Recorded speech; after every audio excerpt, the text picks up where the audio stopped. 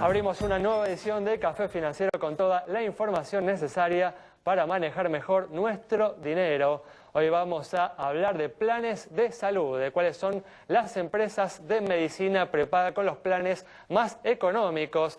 Vamos a tratar el alejamiento de Juan Carlos Fábrega del Banco Central y las implicancias que esto puede tener para la economía. Y en el último bloque vamos a recibir la visita de Ricardo López Murphy para hablar de este tema y de otros que dejó la semana en materia económica. Quédate con nosotros. Tras el siguiente intervalo vamos a regresar con todos estos temas. Vamos a responder, como siempre, a todas tus consultas.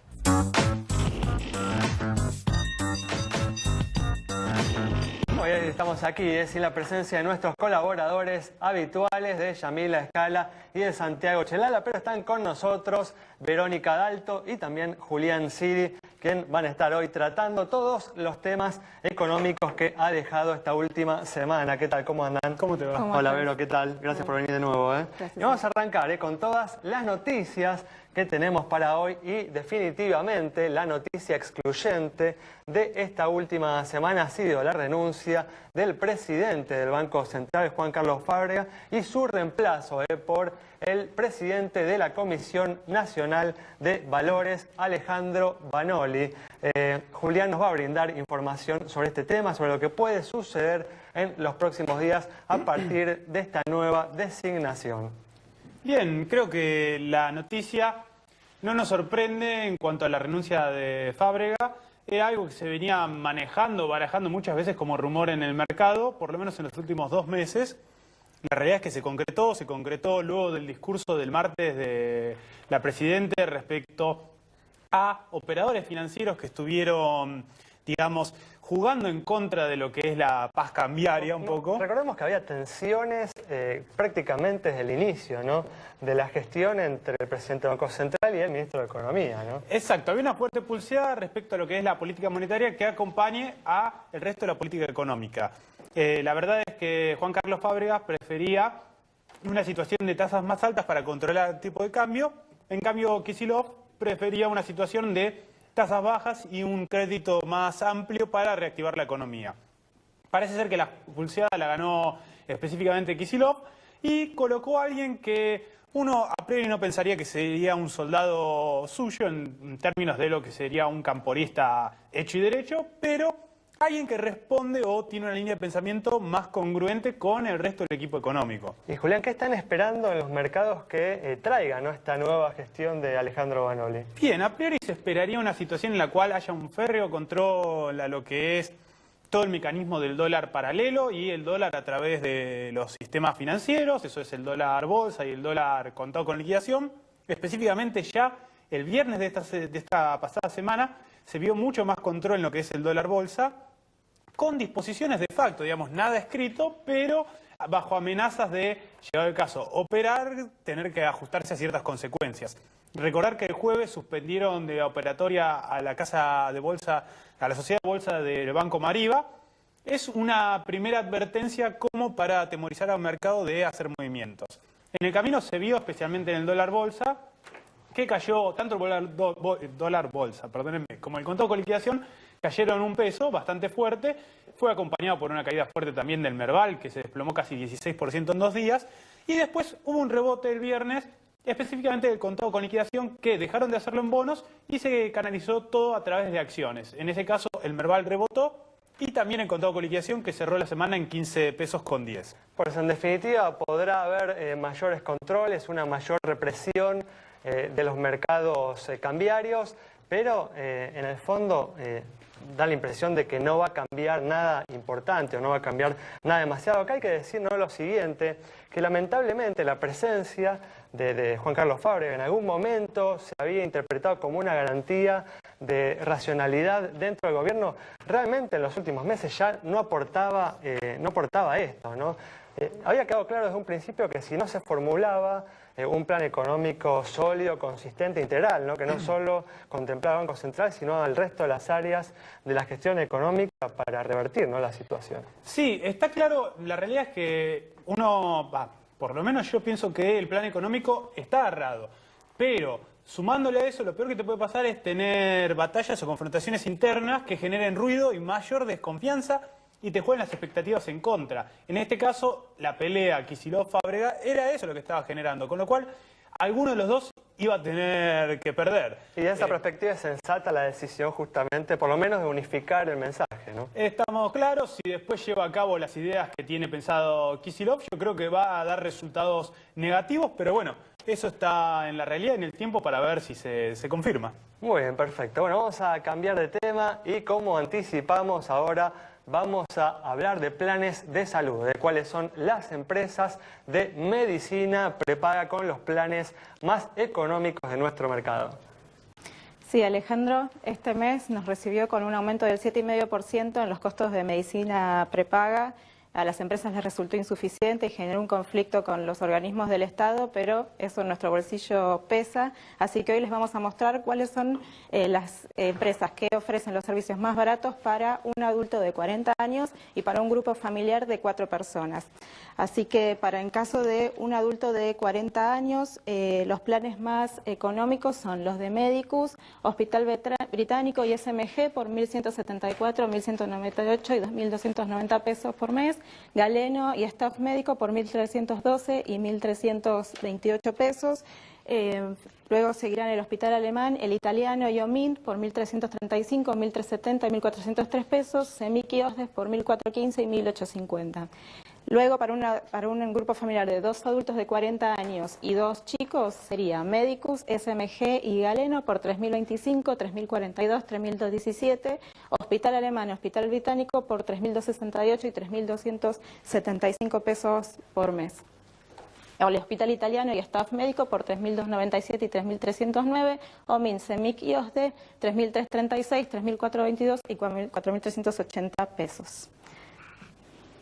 Bueno, vemos entonces, como siempre, encontramos bastantes diferencias entre las distintas entidades en el costo que cobran por los planes de salud. Así que información que es muy importante y debe ser tenida en cuenta a la hora de ver con cuáles de estas empresas contratar un plan.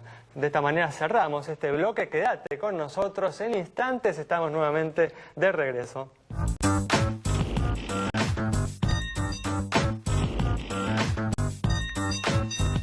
Bueno, estamos de regreso y ante la ausencia de Santiago voy a presentar, le voy a responder a las consultas que ustedes nos han enviado sobre la situación de las entidades financieras.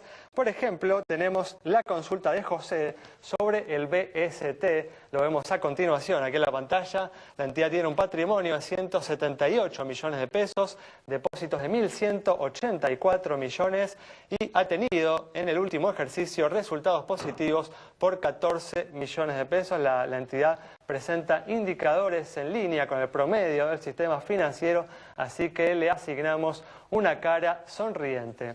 Vamos a seguir ahora con información económica y venimos viendo en los últimos meses al gobierno que intenta conseguir el apoyo financiero de China para enfrentar las dificultades económicas que el país viene experimentando y que el conflicto con los fondos buitre le impide buscar el financiamiento en los mercados de capitales internacionales. Estefanía Daníbali entrevistó al público en la calle para conocer su opinión sobre este tema. Café Financiero le consultó al público acerca de si cree que el apoyo de China le permitirá al gobierno mantener la economía a flote hasta el fin de su mandato. No creo que cambie para nada porque estamos endeudados absolutamente y esto es una deuda más. Querer pagar deuda y por otro lado tomarla de un país que por primera vez la estamos tomando. Sí, estoy al tanto y me parece algo muy bueno porque ya que Argentina tiene un país que todavía le puede dar un préstamo, ya que está en default, tiene que aprovechar. Creo que la Argentina en este momento, no el país, sino lo que lo llevan y lo que lo manejan, quieren sí o sí hacer para salir de un ahogo que se está sometiendo el país. No estaba al tanto, pero hace unos años nos habían prometido que van a tener un montón de inversiones, creo 20.000 millones, así que te voy a decir el chiste clásico, otro cuento chino me parece. No, creo que simplemente un espejo que nos están poniendo para que no nos demos cuenta de la realidad de la situación.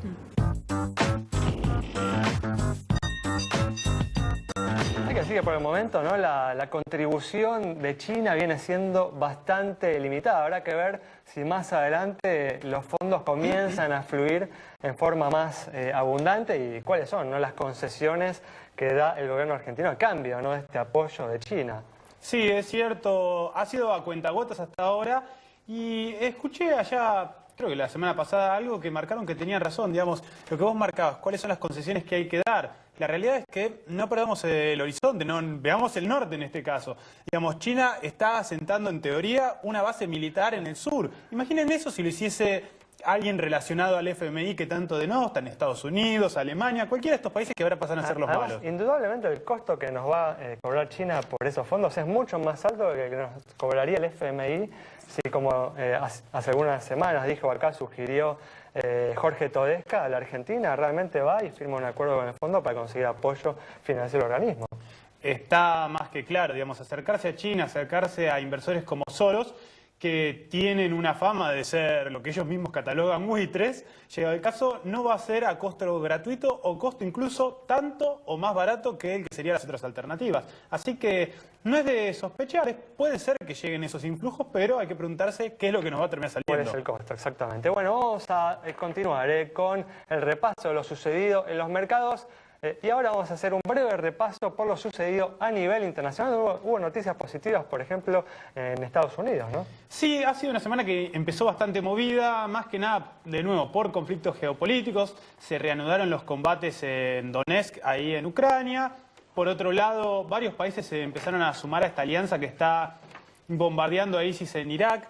Está complicado el panorama geopolítico, pero por otro lado, la economía americana sigue viento en popa, dio un indicador al final de semana de lo que es el mercado laboral. La tasa de desempleo bajó 5.9%, el valor 5.9%, el valor más bajo en los últimos 5 años, desde julio del 2008.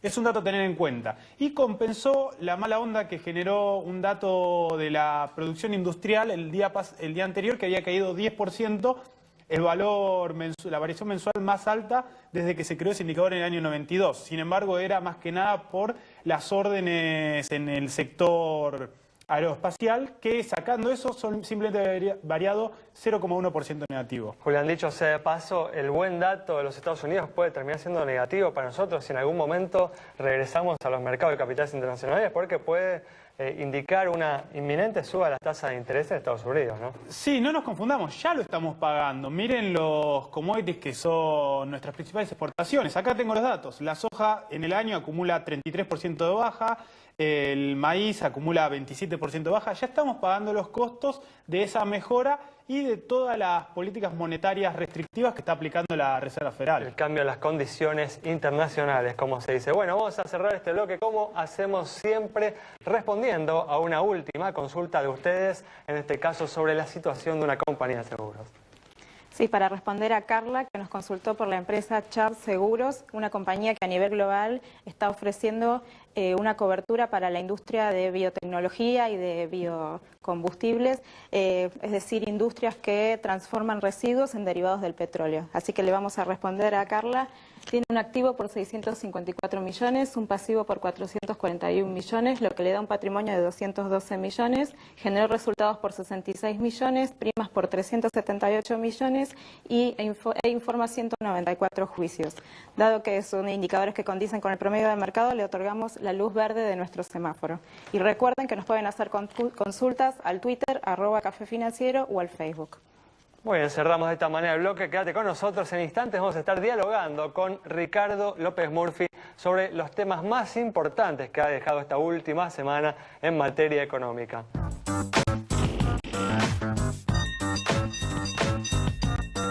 Bueno, ya estamos aquí con la presencia del economista Ricardo López Murphy para analizar las principales noticias económicas de la semana. ¿Qué tal, Ricardo? ¿Cómo andás? Bien, muy bien. Gracias por venir. No, un gusto estar acá. Una semana en la que, como venimos hablando a lo largo del programa, se ha destacado en forma excluyente la renuncia del presidente del Banco Central, Juan Carlos Fábrega, y su reemplazo por Alejandro Banoli. ¿Cuáles crees, Ricardo, que son las implicancias de este cambio en la conducción de la autoridad monetaria? A ver, a mí me parece que lo primero es que había un gran conflicto. algunos lo percibían más claramente que otros, pero había un gran conflicto entre el presidente de la autoridad monetaria y el ministro. Y yo creo que eso en algún momento se resolvió zanjarlo y eso terminó con la renuncia del presidente del Banco Central. Un conflicto igual que parecía continuamente inclinarse en favor del ministro de Economía, ¿no? Porque, por ejemplo, yo recuerdo cuando Fábrega asumió, ¿no? O meses después de asumir, que él hablaba de la necesidad, ¿no? De reducir sustanciosamente la emisión monetaria para financiar el déficit fiscal, y eso realmente no sucedió, y él estaba continuamente, de alguna manera, avalando esta política. Eso, ahí había una situación muy incómoda, eso está claro. También se habló mucho, ¿no? De Segundo, la idea que yo tengo es que esto implica una mayor homogeneidad de la conducción económica y probablemente las actitudes más restrictivas que adoptaba Fábrega no van a ser opuestas en el futuro. Pero yo todavía no me animo a hacer un juicio contundente sobre las nuevas inclinaciones que va a tener el equipo económico, porque es muy reciente el cambio y en realidad las autoridades no han hablado. Todo parece indicar que lo que actuaba como compensación o como freno en el Banco Central se ha liberado. ¿Cómo interpretás, Ricardo, la cierta descompresión que tuvo el mercado cambiario tras la renuncia de Fábrega? De hecho, todos los valores del dólar paralelo, digamos, el contado con liquidación, el dólar bolsa, el dólar blue, cayeron todos desde la renuncia de Fábrega. Tengo la sensación que hubo como una suerte de feriado. O sea, hubo una reticencia a operar. Me parece que los operadores han estado tratando de entender qué significa esto y cuáles son efectivamente las nuevas reglas. Yo creo que la semana que viene vamos a ver el tema con más claridad. Me parece que hubo como una suerte de feriado, inducido por los paros del Banco Central, inducido por temor a hacer operaciones que son legales, pero que en una de esas, como acá, se aplican las leyes retroactivamente.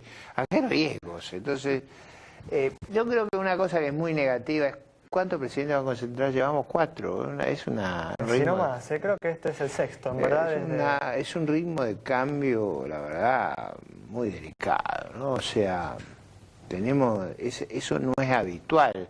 Por ejemplo, uno mira la estabilidad de las autoridades monetarias en Brasil, en Chile, en Perú, y ese es otro estilo, eso da previsibilidad, pero bueno, es el estilo de gobierno que tenemos. Sin irnos de la parte cambiaria, pero ya viendo un poco más la cuestión macro. De acá para adelante, ¿cómo ves este problema en donde, coartando las libertades individuales, se meten contra los otros instrumentos para hacerse de dólares? Y si no pueden llegar al mercado oficial del dólar, ni tampoco pueden ir a estos mercados que no son ilegales, pero son unas alternativas más caras, ¿cómo ves que termina impactando esto en la economía? A ver, yo lo que diría que me asombró en una institución financiera la cola que había para comprar el dólar ahora, me dejó impresionado. Alcanzó récords. Yo iba a sacar dinero del cajero, pero me dejó impactado la cola que había. Me da la sensación de que la sociedad civil en su conjunto ha decidido comprar dólares, dolarizar su patrimonio, y lo va a hacer de una manera o de otra.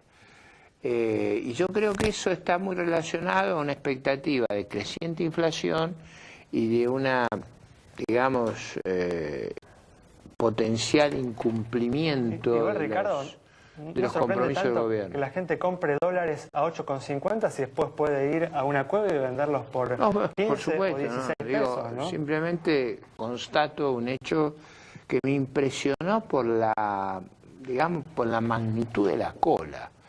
Y creo que eso es un fenómeno que está, digamos, lanzado a toda velocidad.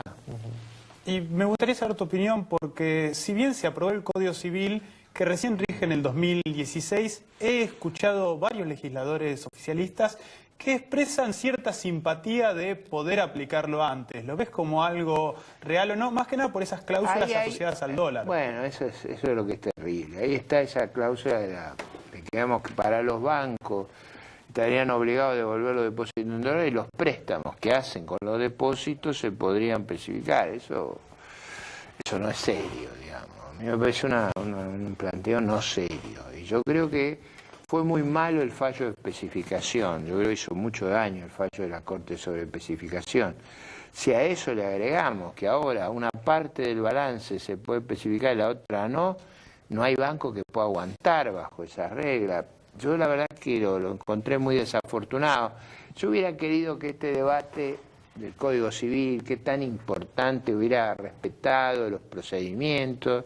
Ustedes vieron que está denunciado por la oposición que se violaron todos los procedimientos, que se hubiera buscado un cierto consenso y que se hubiera tenido especial cuidado en este tema de especificar, porque digo, con ese mismo criterio yo escuchaba a alguna gente diciendo, bueno, no especificarán los bonos.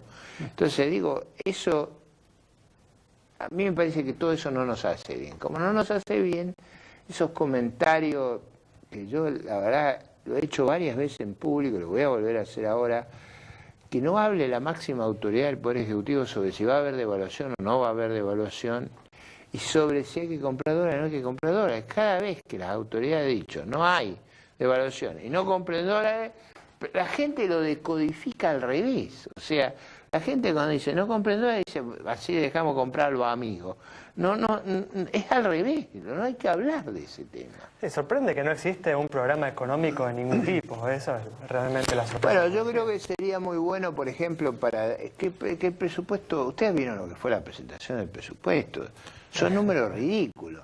Yo creo que sería muy bueno si de acá a fin de año el gobierno, por ejemplo, yo tengo una lectura muy pesimista de lo que va a ocurrir, pero lo vería distinto si el gobierno explicitara cuáles son las metas verdaderas, digamos, de déficit fiscal y de emisión monetaria que va a acompañar ese déficit. A mí me da un número extraordinariamente elevado, pero puede ser que no sea la política que yo estoy proyectando, digamos, creo que con bastante sensatez los números, pero digo, sería muy bueno que el gobierno nos pusiera frente a nosotros el programa trimestral, último trimestre, que a mí me da un número tremendo de expansión monetaria. Entonces digo, si el gobierno pusiera ese número frente a la sociedad, eso ayudaría enormemente. Y sabemos que no lo va a hacer, ¿no? ¿Por qué? Y no es parte de la política que ha llevado a lo largo, ¿no?, de toda su No, gestión, bueno, pero ahora estamos en una situación muy grave, porque tenemos unas pérdidas de reserva enormes, tenemos una brecha enorme y tenemos,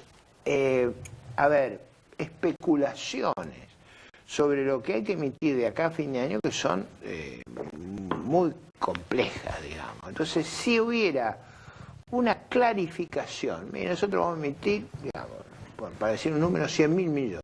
Eso es una cosa.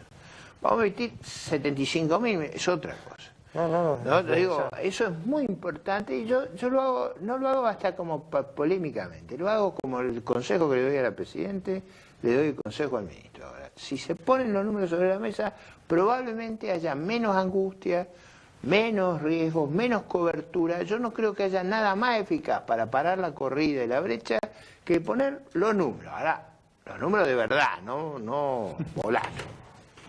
Dos números que manejes. Uno es cómo va a cerrar el PBI, la variación para este año, y el déficit, si es que los tenés. Yo creo que va a haber una caída del PBI. Mi cálculo es en el entorno del 2% este año, bastante más el año que viene. Y por una razón muy sencilla, tenemos una contracción enorme de la capacidad para importar debido a la caída de las exportaciones.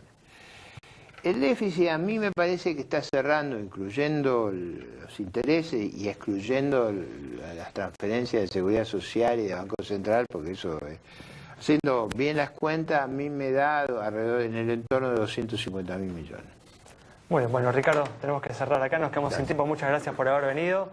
Cerramos entonces con las conclusiones de Ricardo López Murphy sobre la situación de la economía, las dificultades que venimos atravesando y algunas sugerencias para superar la difícil situación que estamos atravesando. Nos reencontramos mañana a las 19:30 aquí en Metro.